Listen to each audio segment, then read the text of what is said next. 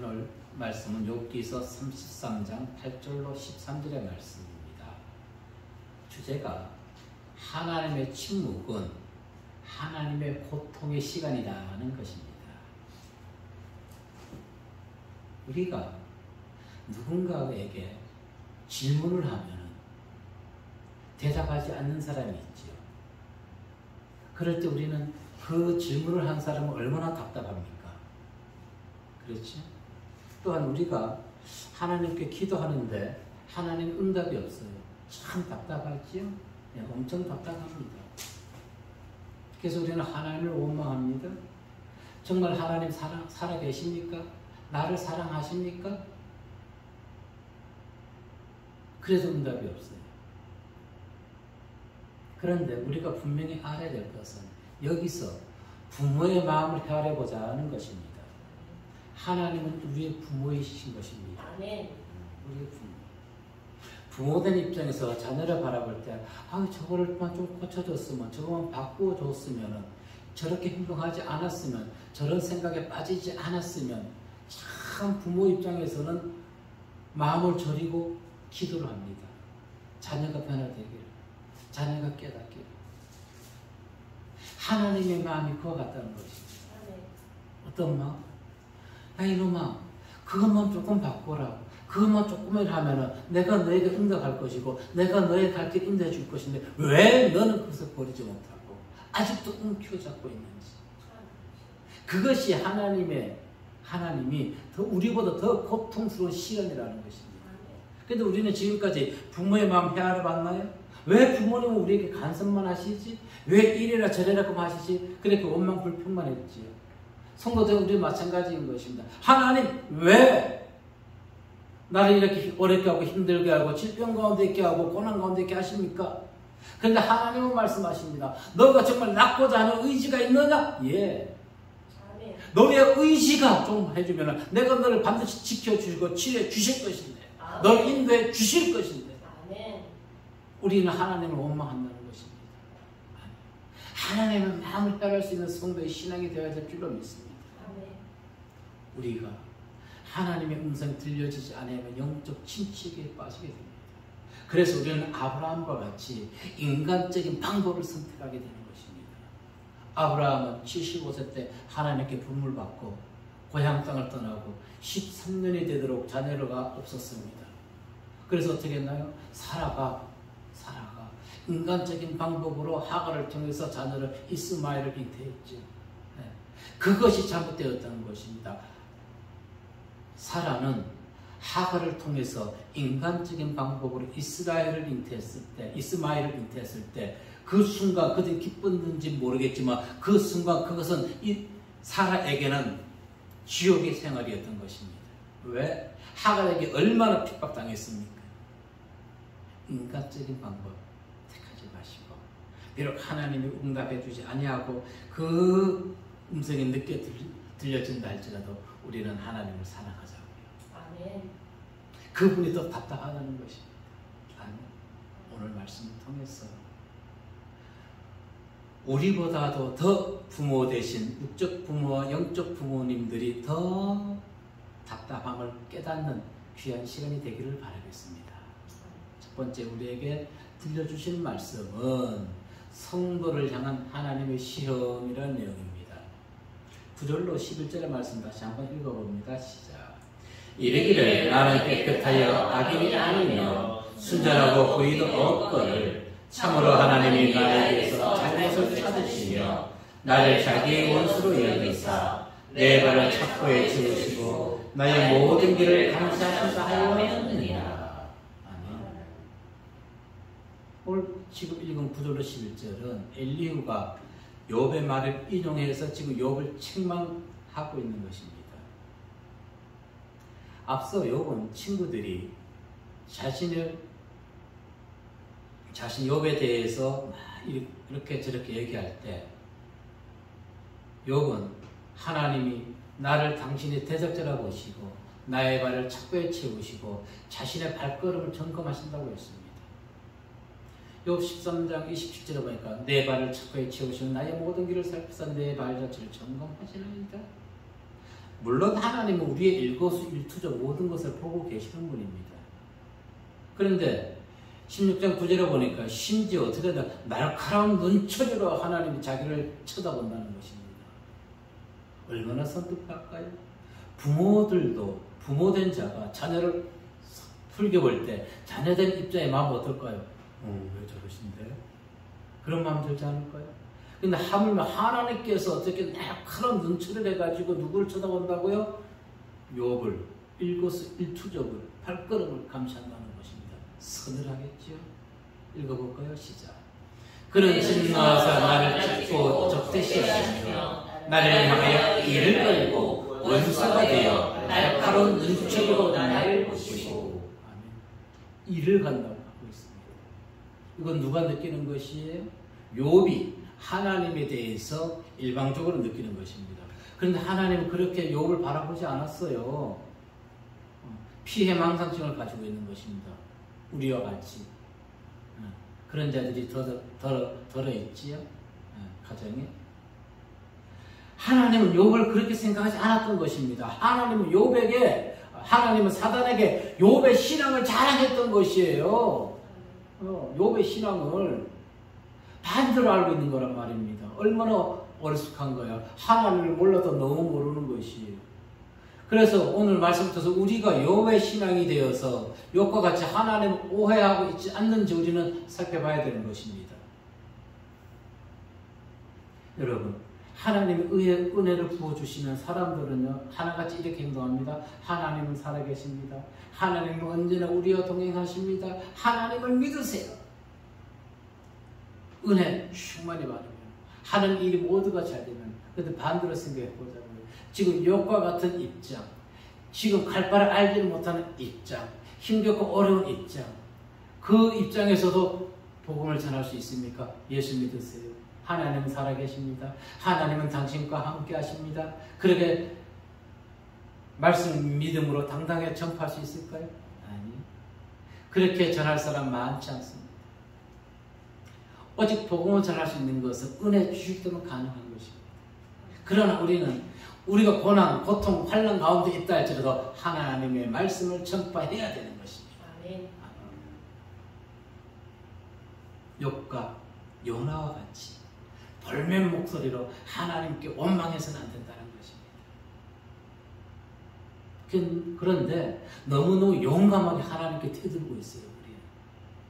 우리는 욥과 요나와 같이 아주 당연한 것처럼 나는 하나님의 종이니 하나님의 백성이니 하나님 나에게 고난 주지 말고 나에게 축복만 주십시오. 요나의 신앙이 그것 아닙니까? 또한 우리는 욥의 친구들을 보면서 깨달을 것이 있습니다. 주의 백성이 고난받을 때 우리가 하나님의 뜻을 정확히 알지 못하면서 자신의 신앙적 지식과 생각으로, 이성적 생각으로 고난받는 자를 뭐하면 안 된다? 비판, 정죄하면 안 된다는 것입니다. 왜? 하나님은 하나님을 믿는 자, 어렵고 힘들고 고난 가운데 질병 가운데 있게 하심으로 그에게 어떤 뜻을 가지고 어떤 계획을 가지고 계신지 우리는 알지 못하기 때문에 그렇다는 것입니다. 아는 것은 오직 하나님만이 아십니다. 광야와 같은 세상에서 고난받고 연단받는 것, 그 누가 좋아하겠습니까? 그래서 우리는 그 고난과 어려움, 시련 속에 있을 때 하나님께 오만 불평합니다. 왜? 하나님, 나는 하나님을 열심히 믿는데 왜 하나님 나에게 형통한 삶을 주지 않습니까? 하나님을 믿지 않는 자들이 오히려 세상에서 잘나가고 명예와 권력을 얻고 있는데 우상을 섬기는 자들이 권력과 짝해가지고 저들이 명예와 물질을 득하고 있는데 왜 하나님을 신실하게 전하는 주의 백성들, 주의 종들은 왜 점점 어려운 가운데 빠지게 합니까? 하고 우리는 원망불평할 때가 있다는 것입니다. 그러나 하나님이 우리를 향한 뜻, 우리는 모릅니다. 단지 우리가 할 것은 오직 하나, 믿음의 길에서 오직 그래도 하나님만 바라본다는 것입니다. 아멘. 그와 같은 하나님께 원망불평했으면 우리에게 필요한 것은 무엇인가요? 회개인 것입니다. 아멘. 하나님 용서해 주십시오. 4만 원. 꿈에서도 저를 넘어뜨립니다. 꿈에서. 제가 이 길을 갈 수 있었던 것은 하나님의 음성을 듣고 가게 되었던 것이에요. 그런데 어젯밤에는 두 사람이 나타나가지고 이 길을 가지 말라고 저를 꼬시고 있어요. 왜 그 길을 가냐. 그래서 제가 생각했어요. 꿈속에서 됐어요.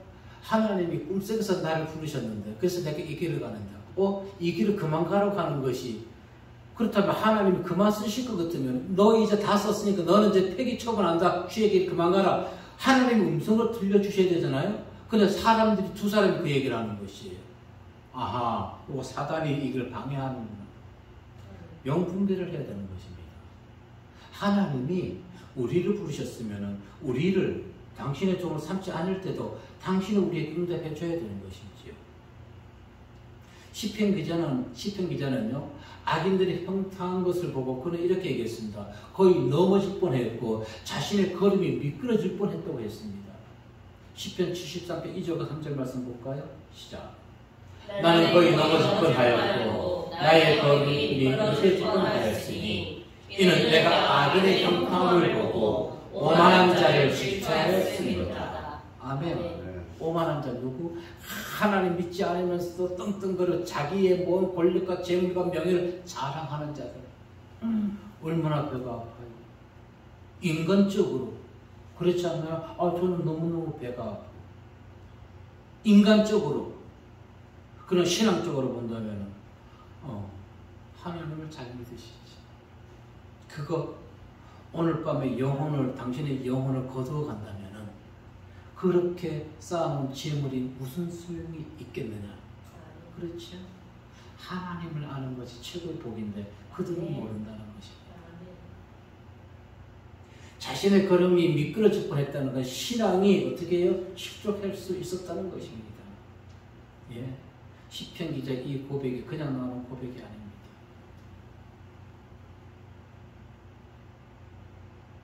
어젯밤에 죄송합니다. 꿈 얘기를 한 번 더 하면 저는 성도가 지금 이렇게 보이지 않는 잠정적인 성도들도 많이 계시지만은 꿈에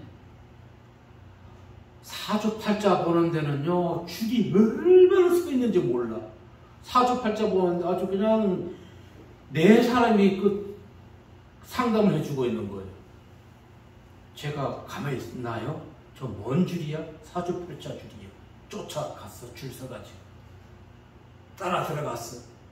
그랬는데 제가 따라 들어가는 순간에 그 많던 사람이 다 없어져 버렸어. 아멘. 아멘. 다 없어져 버렸어. 아멘. 그런데도 사단은 그 이후에 저를 어떻게 이 길을 못 가게 꿈에 얘기하는 거예요. 사람을 통해 가지고. 그래서 제가 배가 아파 안 아파? 아프지요. 사주팔자 보는 데는 그렇게 아마 시험 기간이었는가 봐. 꿈을 보니까. 주의 종이 가니까 그 사람들이 다 없어져 버려요. 예, 이와 같이 하나님의 말씀을 지닌 자들이 이 세상에 우선은 다 무엇해야 된다? 몰아내야 된다는 것입니다. 아멘. 그런데 이 사단들은 그러한 자들을 핍박하고 그러한 자들을 걸려 넘어지게 해서 하나님의 사명을 감당하지 못하게 하는 것입니다. 영 분별을 해야 되는 것입니다. 전도서 기자는 얘기했습니다. 사람과 짐승 모두는 흙으로 창조되었다. 예, 우리 창세기에 나와 있죠. 그리고 전도서 기자는 이렇게 얘기합니다. 짐승의 혼은 땅으로 내려가고 사람의 혼은 어디로 간다? 하늘로 올라간다 했습니다. 예. 그런데 하늘로 올라가는 우리 사람의 혼, 예수를 믿어야 되는 것입니다. 아멘. 아멘. 다 하늘로 올라가요. 거기에서 무엇이 바뀌는 거예요? 천국과 지옥의 삶이 바뀌는 것입니다. 아멘. 자, 많은 사람들이 우리가 지옥으로 떨어진다면 저 땅속으로 내려간다 생각하는데 아니, 모든 사람이 오는 하늘로 올라가는 것입니다. 믿든 안 믿든. 그리고 하늘에 지옥이 있고 하늘에 천국이 있는 것입니다. 어디에 우리는 속해야 될까요? 기왕 혼이 하늘로 올라가는데 천국에 우리는 들어가기를 바라겠습니다. 아멘. 반드시 우리는 거기서 또 만나고 거기서 즐겁게 가보지는 않았지만 영과 영으로 우리는 만날 수가 있을 줄로 믿습니다. 아멘. 자, 9절에서 엘리후는 욥의 말에 이렇게 반론을 제시합니다. 나는 깨끗하여 죄가 없고 이렇게 얘기했어요. 죄, 반역과 이탈을 얘기하는 것이죠. 이 의미는 하나님께 반역하고 하나님의 뜻으로부터 이탈하는 것이 죄라는 것입니다. 하나님의 뜻, 하나님의 법을 이탈하는 것, 이게 죄인 것이에요. 제 길로 가야 되는 것입니다.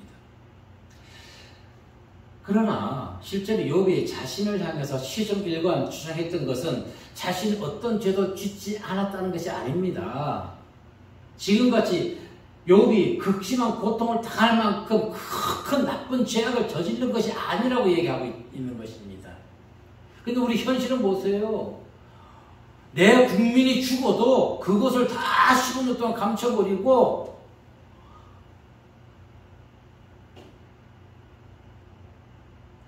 어떤 죄악이 더 클까요? 나라를 경제팠던 나라를 갈라치게 해놓은 죄, 어떤 죄가 더 클까요? 그런데도 그들은 떵떵거리고 살아간다는 것입니다. 조용히 사는 것이 아니에요.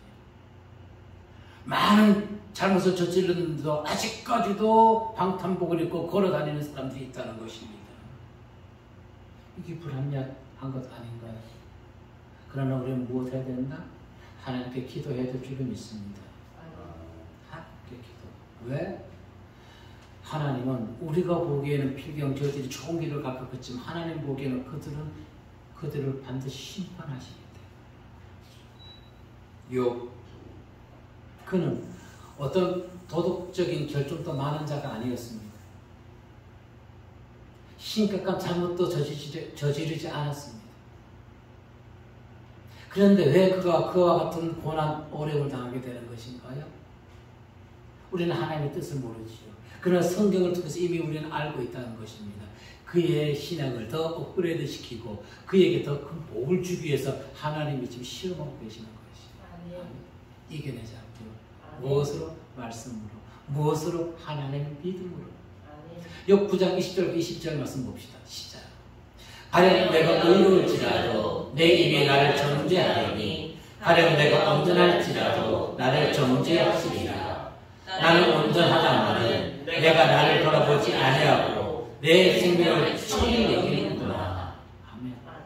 온전하다는 것은 도덕적으로 순전하고 건전하고 착실하다는 것입니다.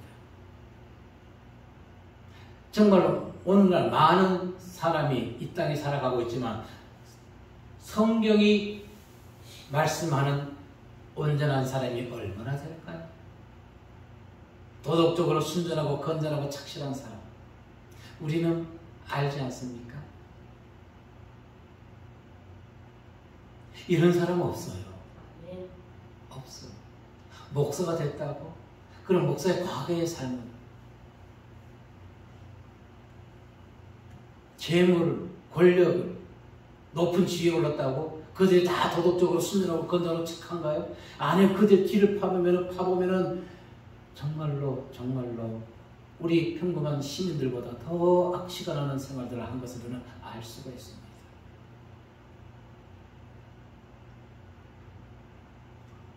욥, 자기의 주관적 생각으로 나는 하나님께 잘못한 것이 없는데 그것은 잘못된 생각이라는 것입니다.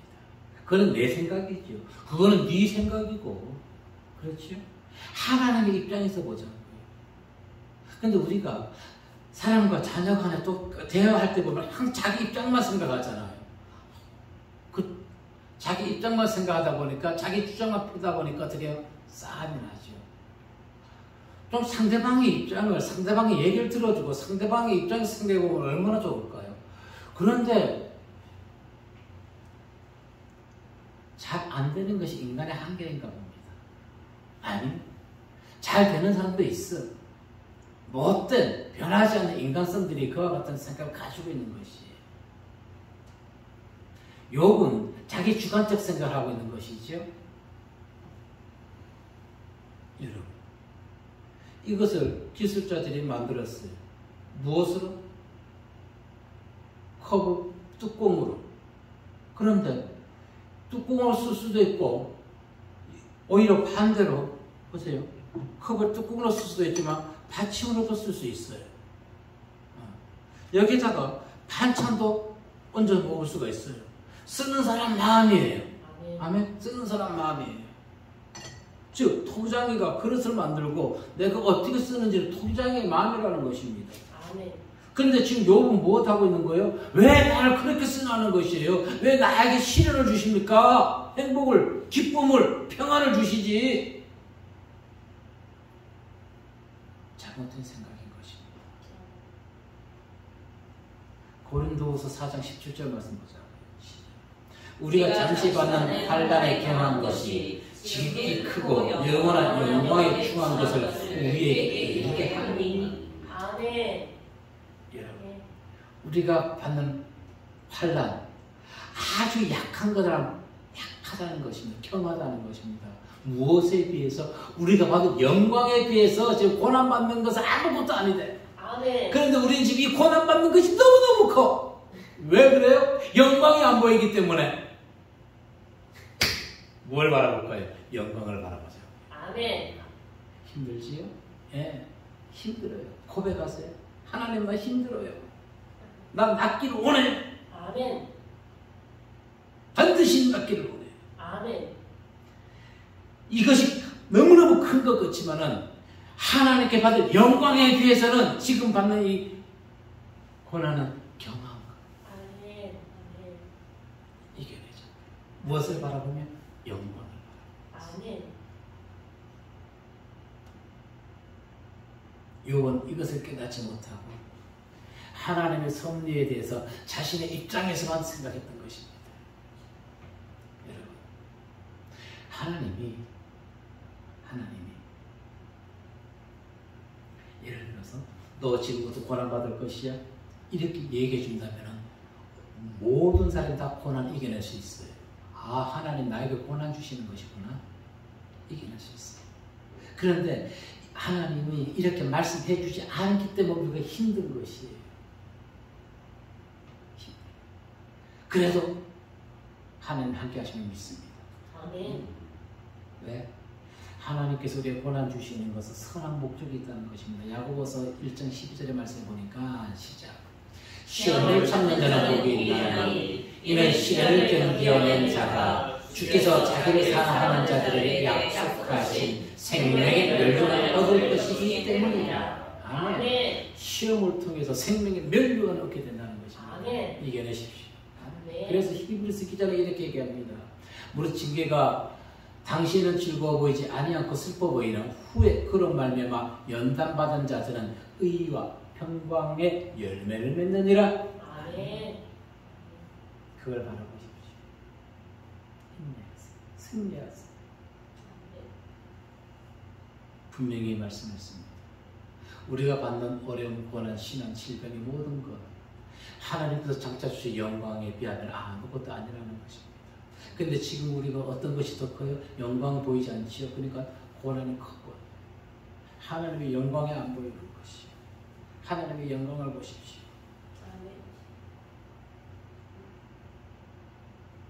사단은 우리에게 무엇을 더 심어주나요? 고난을 더 심어줍니다. 제가 얘기했잖아요. 사단은 주의 종에게 꿈에서 나타나서 이 길을 방해한다고. 이제 그만둬라. 아유, 보이면 그냥 어떻게 속된 말로 아작내고 싶은데 아작낼 수는 없으니까 믿음으로 승리하는 저와 성도는 모두 되시기를 주의 이름으로 기도하고 축복합니다. 아멘. 두 번째 우리에게 들려주신 말씀은 하나님의 행사에 대한 성도의 자세라는 것입니다. 하나님이 이루어간 모든 행사에 우리는 어떻게 행동해야 될까? 13절 말씀 봅니다. 시작. 하나님께서 사람의 말에 대답하지 않으신다 하여 어찌 하나님과 논쟁하겠느냐. 아멘. 우리 답답하지요. 기도해도 응답 안 주고 그러니까 막 싸우고 싶어요. 근데 뭐예요? 싸우지요. 하나님이 내가 뭐라 하면 상대방이 뭐라 얘기해줘야지 싸움도 논쟁도 되는데 우리는 막 부르짖어도 응답을 주지 않으니까 말씀하지 않고 침묵하고 계시니까 싸움이 안 돼. 죄송합니다. 우리가 하나님과 싸운다는 것이 표현이 과격했는지 모르지만 그만큼 고난당하고 어려움에 처한데 답답한 심정을 토로하는 것입니다. 감히 어떻게 피조물이 자녀가 어떻게 부모한테 대드냐고요. 자녀가 어떻게 부모한테 대들 수가 있어요. 그렇죠? 혹시라도 말이라도 그렇게 해서 부모 마음을 상하게 했다면 당장 무릎 꿇고 해야 되는 것입니다. 아멘? 아멘. 하나님, sorry. 부모님, 죄송. 당연히 해야 되는 것이. 자, 욥은 지금까지 하나님을 향해 많은 질문을 했습니다. 왜 하나님은 자신을 공격의 대상으로 삼으셨습니까? 욥 7장 20절에 사람을 감찰하시는 이여 내가 범죄하였던데 주께서 무슨 해가 되오리까? 보세요. 내가 범죄했던들 하나님과 무슨 상관이 있습니까? 어찌하여 나를 당신의 관용으로 삼으셔서 내게 무거운 짐이 되게 하셨나이까? 믿음이 있는 거 없는 거지요? 내가 죄를 지으면 좀 어때요? 그게 당신하고 상관없잖아요. 아니, 우리는 상관이 있어요. 무엇이 상관이 있어요? 우리는 그분과 무엇이 연결되어 있어요? 영과 영이 연결되어 있다는 것입니다. 그러니까 상관이 있지요. 내가 죄를 지으면은 하나님이 부어준 영이 나에게서 죽어버리는 것이에요. 하나님의 영이 떠나가 버리는 것입니다. 그래서 우리는 하나님께 죄를 지으면 안 되는 것이, 아니, 하나님께 죄를 짓는 것이 아니라 세상에서 하나님의 뜻과 반대되는 생활을 해서는 안 된다는 것입니다. 그리고 그는 그렇게 얘기했지요. 왜 하나님 나를 태어나게 했습니까? 나도 너 같은 자한테 태어나길 원치 않았어. 하나님은 저를 보는 입장에서 본다면은, 욥기 10장 18절에 보니까 주께서 나를 태에서 나오게 하셨으면 어찌함이니까 그렇지 아니하셨더라면 내가 기운이 끊어져 아무 눈에도 보이지 아니하였을 것입니다. 지금 원망하고 불평하고 있는 것이에요. 부모님 왜 날 낳으셨나요? 그거 같은 것이에요. 야, 나도 너 같은 자식 낳고 싶어 나왔니? 그렇게 대답할 부모가 있겠지요. 그러나 자녀는 그렇게 얘기한다 할지라도 부모는, 하나님은 우리 모두를 사랑하시는 믿으시길 바라겠습니다. 아멘. 그는, 욥은 왜 하나님 나를 원수처럼 대하십니까? 라고 원망했어요. 욥 13장 24절에 주께서 어찌하여 얼굴을 가리시고 나를 주의 원수로 여기시나이까? 보세요. 지금 욥이 하나님 나를 원수로 생각하는 이유가 무엇이에요? 원인은 무엇이에요? 주께서 얼굴을 가렸다는 거기 때문에. 응답하지 않기 때문에 나를 원수처럼 생각하시는가 봐. 그렇게 얘기하고 있는 것입니다. 그렇게 지금 불만을 토로하고 있는 것입니다. 하나님은 13절에서 인류가 얘기했듯이 하나님은 우리가 기도하고 질문하는 거 일일이 다 대답해 주지 않는다는 것입니다. 그런데 보세요. 어린아이 신앙일 때 다 대답해줘요. 여러분, 어린아이가 태어나서 부모에게 엄마 이거 뭐야 저건 뭐야 저건 뭐야 다 물어보는 부모가 돼가지고 어린아이에게 가르쳐주기 위해서 막 이거 다 얘기해 주지요. 저는 뭐 그런 기억이 별로 없지만은 부모들 입장에서 다 얘기해 줄 거예요. 근데 어린아이는 막 왕성하기 때문에 나중에 부모가 지친다 그래요. 저는 지쳐본 적이 없어요. 아주 당당하게 얘기할 수 있지만은. 그런데 지금 만약에 장성한 자녀가 부모에게 엄마 이거 뭐야 저건 뭐야 이렇게 물어본다면 부모가 다 얘기해 줄까요? 니 미쳤냐? 니 그것도 모르냐? 그래 하지 않을 거야. 미쳤다 한정 죄송합니다. sorry. 자, 그런데 장성한 신앙에 자란 성도가 하나님께 미주알 고절 물어보면 하나님 다 대답 안 해줘요. 아멘. 제가 그걸 모르고 저도 그랬어요. 하나님, 이 길 갈 때 정말 이 길이 힘들고 어렵고 외롭고 씁쓸하고 고독의 길이라는 것을 미리 알려주지 않았나요? 그럼 내가 이 길 안 갔지요? 근데 하나님은요, 가만히 생각해보니까 12제자 부를 때도요, 당신의 제자 부를 때 나를 쫓으라, 나를 따르라 얘기했지 너희들이 내 길을 가면 너희가 힘들고 어렵게 될 것이라 말씀하지 않았어요. 그렇구나. 다시 한번 깨닫습니다. 아마도 많은 주의종들, 많은 성도들이 하나님 왜 이렇게 힘들어? 왜 대답해 주지 않나요? 일일이 대답해 주지 않지요? 당신의 신앙이 자랐다는 증거인 것입니다. 아멘. 거기에 감사하십시오. 아멘. 어린아이 신앙일 때는 다 보여줍니다. 일일이 대답해 줘요. 그 비밀을 지금 깨닫습니다. 자, 그래서 하나님은 우리의 창조주고 세상의 주관자인 것입니다. 그분 토기장인 것이에요. 그래서 당신 만들고 당신 쓰신 대로 우리는 뭔만 하면 되는 거예요? 순복, 순종만 하면 되는 것이. 이유, 토달 필요가 없는 것입니다. 이사야 29장 16절 말씀에 시작. 너희의 패역함이 심하도다. 토기장이 어찌 진흙같이 여기겠느냐. 지음받은 물건이 어찌 자기를 지은 이에게 대하여 이르기를 그가 나를 짓지 아니했다 하겠으며 빚음을 받은 물건이 자기를 빚은 이에게 대하여 이르기를 그가 총명이 없다 하겠느냐. 쉽게 얘기하면 이거예요. 뚜껑으로 지금 쓰지 않고 받침으로 쓰니까 아유 주인도 참 어리석어. 이것을 뚜껑으로 써야지 왜 받침으로 씁니까? 참 무식해. 아니에요. 내 주인 맘대로요. 이거 제 맘대로. 근데 만약에 뭐 제가 여기다가 받침으로 쓴다면 다른 분이 보고 그거 뚜껑인데 받침으로 써요. 이거 쓰는 사람 마음이에요. 로마서 기자는 이렇게 얘기했습니다. 9장 20절과 21절을 보니까 이 사람아 내가 누구에게 감히 하나님께 반문하느냐? 지음을 받은 물건이 지은 자에게 어찌 나를 이같이 만들었느냐 말하겠느냐? 토기장이와 진흙 한 덩어리로 하나는 귀에 쓸 그릇을 하나는 천이 쓸 그릇을 만들 권한이 없느냐? 천이 쓰든 귀하게 쓰든 쓰여지는 것만 해도 우리는 감사해야 될 줄로 믿습니다. 여러분 집안의 찬장에 부엌해 보세요. 쓰는 물건이 더 많아요? 쓰지 않는 물건이 더 많아요? 모르긴 몰라도 쓰지 않는 물건이 더 많을 것입니다. 근데 우리는 무엇 사재기 사먹고 싶은 눈을 충족시키기 위해서 눈의 만족을 위해서 제 계단 밑에 가면 그릇이요 신혼 때 사모님이 얼마나 살았는지 예수 제가 일 가기 전에요 얼마나 살았는지 저것이 20년째 지금 써서 지금 저 계단 밑에 박스에 있어요. 저거 이제 정리해야 되는데 언제 정리? 아주 그냥 뭐 술잔 이런 건 다 있는지 모르겠는데 아직도 참 클라스에 집에 그때 아주 20년 동안 안 쓰는 거 20년 동안 지금. 자, 토기장의 뜻에 따라 만들어진 그릇. 주인이 어떻게 사용하든 우리는 그냥 거기에 순복하면 되는 것입니다. 질그릇 인생은 불만을 토로하기보다 오히려 그냥 순종하는 것입니다. 그것이 지혜로운 판단이며 순리와 이치에 맞는 것입니다. 아멘? 네.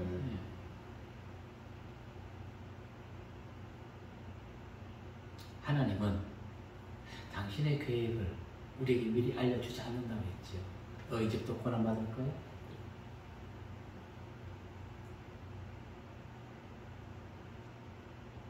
그런데 주님께서는 당신의 제자를 부르실 때 나를 쫓으라, 나를 따르라 그만 얘기해 하셨지 그들의 이후의 삶을 얘기 안 해줬어요.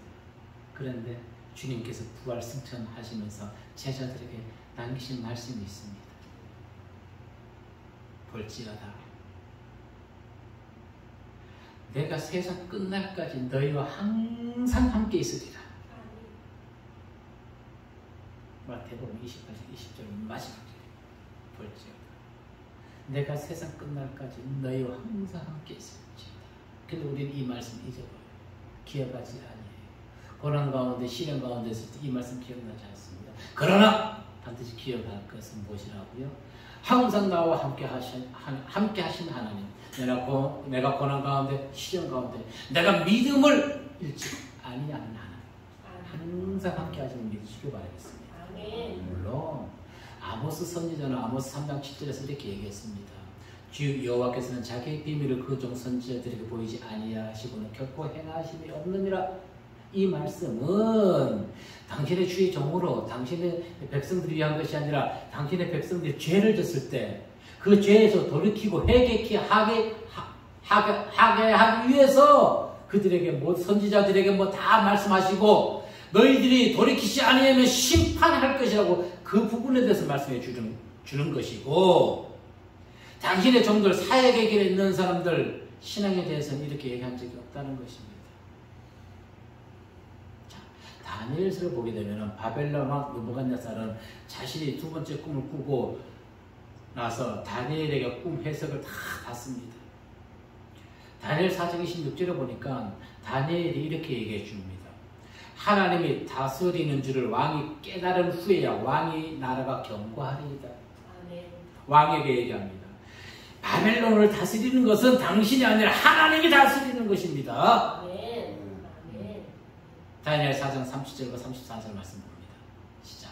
나 왕이 말하여 이르되 이 큰 바벨론은 내가 능력과 권세로 건설하여 나의 도성으로 삼고 이것으로 내 위엄의 영광을 나타낸 것이 아니냐 하였더니 이 말이 아직도 나 왕의 입에 있을 때에 하늘에서 소리가 내려 이르되 느부갓네살 왕아 내게 말하노니 나라의 왕이가 내게서 떠났느니라. 아멘. 아멘. 32절 봅니다. 어떻게 됐는지 시작.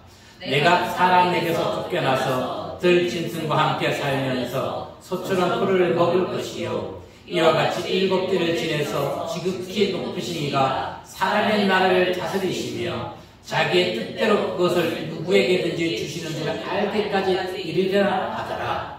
바로 그때에 이 일이 나 느부갓네살에게 응함으로 내가 사람에게 쫓겨나서 소처럼 풀을 먹으며 몸이 하늘 이슬에 젖고 머리털이 독수리 털과 같이 자랐고 손톱은 새 발톱과 같이 되었더라. 기한이 참에 나 느부갓네살이 하늘을 우러러 보았더니 내 충명이 다시 내게로 돌아온지라. 이에 내가 지극히 높으신 이에게 감사하며 영생하시는 이를 찬양하고 경배하였나니 그 권세는 영원한 권세요 그 나라는 대대에 이르리로다. 아멘. 느부갓네살이 회복될 수 있었던 것은 이 나라를 누가 다스린다? 하나님이. 바벨론을 자기가 건설한 것이 아니라 하나님이 다스리시는구나. 아멘. 그래서 그가 다시 회복될 수 있었던 것은 고난 가운데 있을 때 무엇 했다고요? 하늘을 우러러봤다는 것입니다. 아멘. 이것은 무엇을 하늘을 우러러봤다는 것은 하나님이 나라 전체를 다스린다는 것을 고백했다는 것입니다. 깨달았다는 것입니다. 그래서 모든 인간은 하나님의 섭리에 무조건 순복만 하면 되는 것입니다. 나를 고난 가운데 어려운 가운데 처하게 할 때 그래도 하나님 나와 항상 함께 하심을 믿으시길 바라겠습니다. 그리고 연단 이후에 의인의 받을 축복에 대해서 이사야 29장 17절로 24절에서 얘기해 주는데 그중 19절 말씀만 봅니다. 시작. 겸손한 자에게 여호와로 말미암아 기쁨이 더하고 사람 중 가난한 자가 이스라엘의 거룩하신 것으로 말미암아 즐거워하리라. 고난을 이겨낸 자. 아멘. 이겨낸 자. 욥이 하나님께 여러 가지 많은 질문을 했을 때 하나님 일일이 대답해 주지 않았습니다. 그러나 그 하나님을 떠나지 않고 끝까지 믿음을 지켰을 때 말년에 하나님이 갑자기 축복을 줄 것 우리는 알고 있습니다.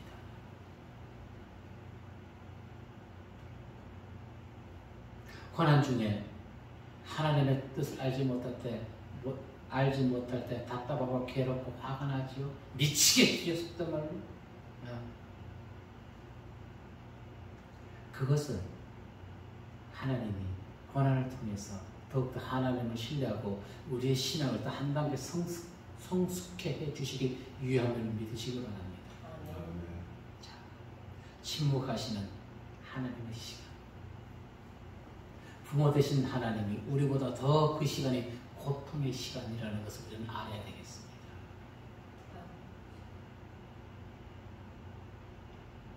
이사야 49장 14절 16절 말씀 보니까 시작.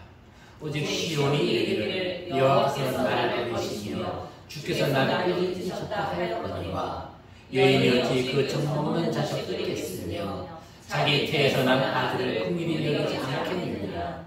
그들은 혹시 잊을지라도 나는 너를 잊지 아니할 것이다. 내가 너를 내 손바닥에 새겼고 너의 성벽이 항상 내 앞에 있나니. 하나님의 침묵은 우리를 잊어버린 망각의 시간이 아니라는 것입니다. 세상 어떤 자는 여기다 왕자를 새겼지만은 우리는 하나님은 당신의 손바닥에다 우리 이름을 각각 새겼다는 것입니다. 아멘. 어리석은 자들이 아니라 하나님 함께 하시면 믿으시기 바라겠습니다. 아멘. 자, 그리고 예수님께서 제자들을 세상으로 파송하시면서 남기신 말씀이 있습니다. 마태복음 12장 16절 말씀해 보니까 시작. 보라 내가 너희를 보내니 양을 이 가운데로 보내며 가도다. 그러므로 너희는 뱀같이 지혜롭고 비둘기같이 순결하라. 아멘.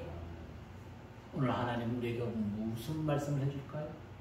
제자들이 하신 이 말씀. 내가 너희를 보내며 양 이리 가운데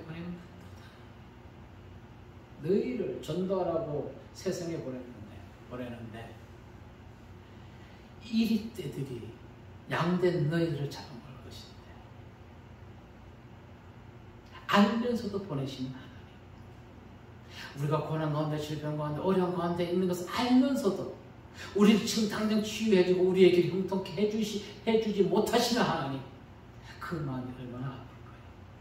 그런데 당장 우리가 원하는 데 해주지 아니하시는 것은 우리의 신앙을 한 단계 업그레이드 잘하게 하기 위해서. 아멘. 내가 너희를 보내니 양을 이리에게 보낸 것 같다. 보호해 주지 못하시다. 그것이 하나님의 고통의 시간이라는 것입니다. 힘들지요. 지금 당장 하나님께서 어떤 능력으로 치유를 해주지 않는 것. 여기는 우리에게 원하는 것입니다. 낫고 자느냐? 예수님께서 의인에게 물었죠. 낫고 자느냐? 예, 낫기를 원합니다. 네 믿음대로 될지어다. 아멘.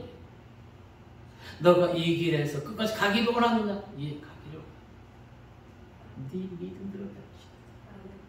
우리와 항상 함께 하신 하나님, 그 하나님 믿으시길 바라겠습니다. 아멘.